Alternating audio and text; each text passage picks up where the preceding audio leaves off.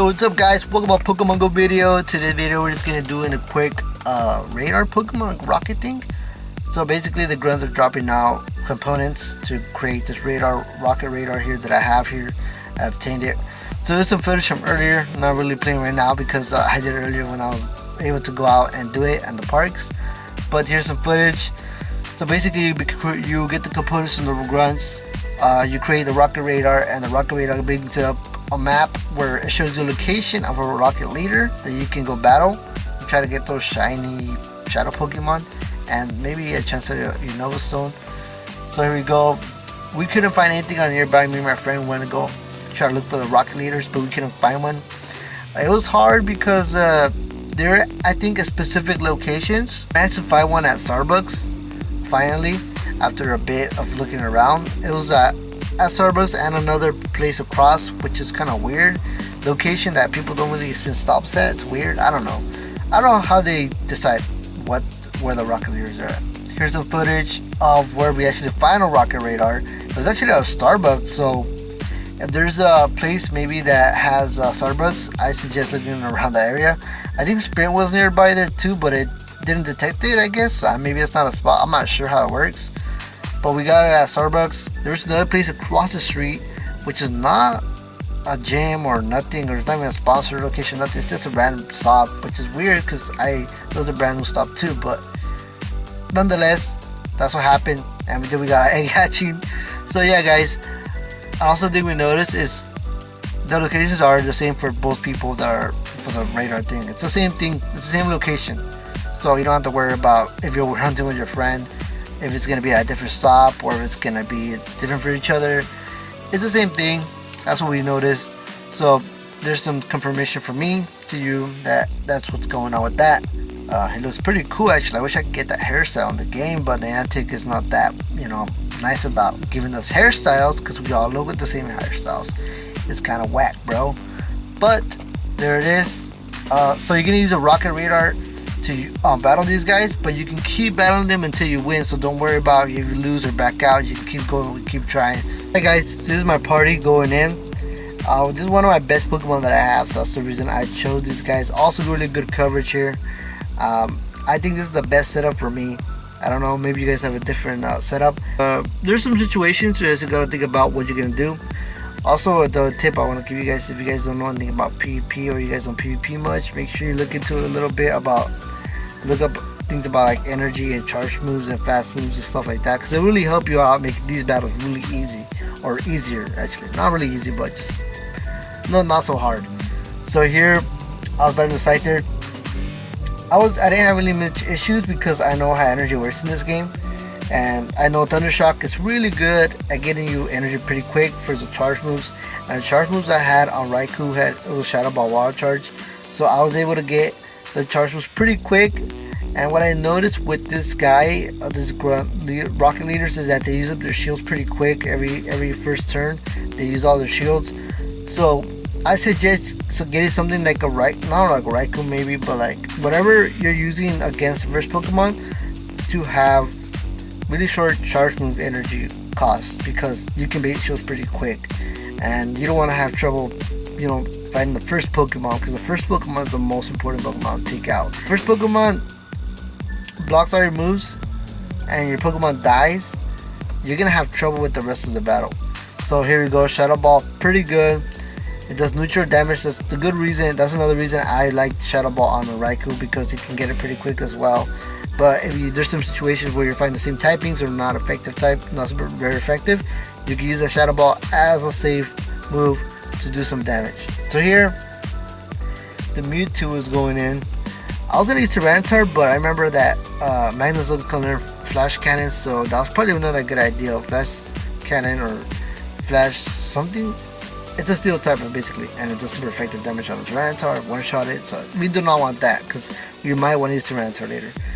And it looks like my Mewtwo was taking a lot of the hits pretty well actually, look at that. I missed some of my moves, but we should be fine. So here we go. What else will happen? Oh yeah, that was not a good one. Sister was coming up against me, super effective against psychic moves. Psychic Pokemon, the bug type move. So we do not want to get hit with any of that stuff. So I'm making sure I'm getting out as many moves as I can to take out. See, look, we got another charge move there.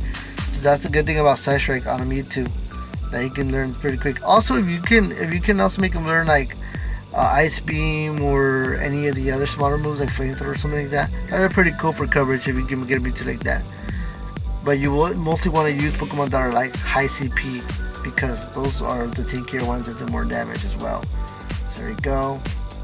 Took out my Mewtwo, no worries. We got one more Pokemon left in here to take that guy out, and we're done. So pretty easy match. One thing I would suggest when you're battling these matches is that you don't use up all your, if you're about to take out a Pokemon and you have energy to get another move, and you can kill the Pokemon just by doing the fast attack, do that. So that way you have a charge move ready for the next battle, for the next Pokemon. So don't waste your charge move on a Pokemon that's already about to get knocked out. So make sure you're smart about that. And my inventory was full. Inventory was full like always. That was that battle, Arlos. I think that was pretty easy for me. Like, not too bad. It was pretty okay. But yeah, guys, that was the site there. We got the battle out. Had to take out that Meowth pretty easy. We don't want to have trouble with it. This battle actually was harder. People were saying this one's easier, but I think this was actually the harder one for me. So I was trying to shed energy, and then I saw the Snorlax. So I was, oh shoot, Fat Boy coming through. That fool has an headbutt sometimes, so you might die. So I was like, you might get knocked out, so you might want to use your charge moves already. I was gonna conserve and save energy. But I was able to get one more dynamic punch in there, which is cool because we need to take out those shields. We don't have trouble. We don't want to have trouble taking out those freaking shields, man. So we did that. We did good. Knock it out. And we don't knock it out. We knocked out the shields, which is what we want first. So then I was like, Kyogre? I think I'll get Kyogre in because Kyogre's really tanky.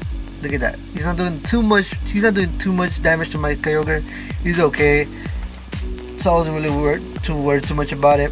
And I was like, right here, I was deciding what to do next. Like, okay, just give me some time to think. What do I want to do right now? I was deciding, I'm gonna switch out because maybe I'll want to use Kyogre later. So I was like, okay, so I'll use my Groudon. He can take any move from Snorlax except maybe not Hyper Beam, but he can take any other charge move. So I was like, so I should be good. Get that charge move up. So I was able to get Earthquake pretty quick and Fire Blast. I forgot in PvP you can get these moves pretty kind of quick. Not too quick though, just kind of quick enough though to be able to use them more than other moves. So there we got an Earthquake off, so it's pretty easy. Then where else, like build more moves, build more charge moves, build more energy. Ooh, Earthquake. Nice. Wait, what? When I say nice, no, I just meant Tyranitar. Nice. There you go. So here's a good example of. So this Tyranitar can just knock out this guy like nothing, right? Imagine my Kyogre came in like this. He would have got knocked out. So good thing I saved that energy move, which I messed up here. It was supposed to use Hydro Pump. I messed up bad. But I mean, Thunder did enough damage to actually almost knock him out, and then with one more water move. So Hydro Pump was the thing I was supposed to use there, but I messed up. So, but hey, we beat it, right? So yeah, I think I had more trouble with that guy than the previous other guy, Arlo. I think Arlo was easier, and this guy was harder. But people were saying this fool was harder, so I don't understand that part. But whatever, so we beat it. That's my 2 cents about that. About charge moves and movesets, and yeah, guys, pretty much. Just So until the other video, catch you guys on another Pokemon Go video. Knock out these grunts, guys. Handle, do some damage, and hey, get that shiny Shadow because those are pretty cool. I'm not really into them that much. I mean, they're cool to me, but they are pretty dope. So yeah. So hope you guys enjoyed this one. I'll catch you guys on another Pokemon Go video. Haters.